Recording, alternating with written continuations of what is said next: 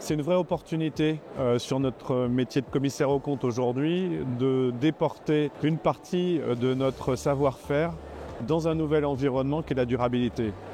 La certification des comptes est quelque chose d'acquis, c'est une démarche qui pour nous en termes de marché est un peu mise à mal de par la loi Pacte, de par l'évolution des seuils, même si on peut très bien les comprendre, ça remet en cause nos activités aujourd'hui. Et de pouvoir se déporter sur cette notion de durabilité qui est importante pour les entreprises parce qu'elles souhaitent communiquer dessus et de pouvoir les accompagner dans cette démarche de certification afin de leur donner une sincérité, pour nous est quelque chose d'intéressant et constitue un vrai business à venir.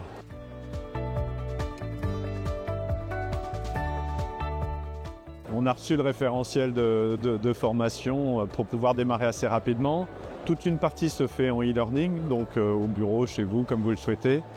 En repartant de très loin, et je pense que c'est bien dans le cadre de cette formation, même si au début on se dit « oh là là, on me réexpliquer les gaz à effet de serre, mais où est ma mission, qu'est-ce que je vais faire de ça ?» pour finalement nous ramener sur les derniers blocs que sont la taxonomie et que ce sont tout l'environnement du contrôle sur les parties 3 et 4.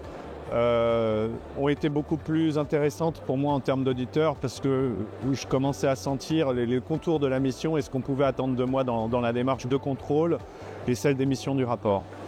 Avec du recul, je me rends compte que ces deux premiers piliers qui étaient beaucoup plus théoriques autour de toute l'ingénierie de cette affaire-là étaient nécessaires parce qu'il fallait nous redonner les bonnes bases.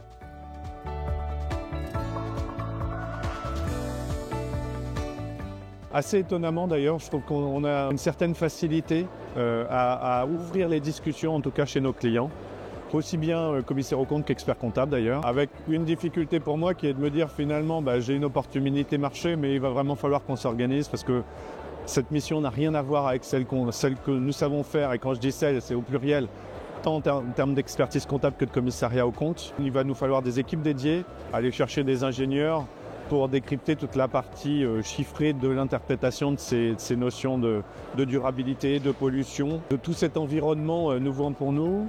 Nos équipes, on va devoir les former à ça. Elles ne pourront pas faire le travail réellement technique, je pense, autour de tout ce qui est de précision de cette information attendue, d'où la nécessité d'aller chercher des compétences nouvelles.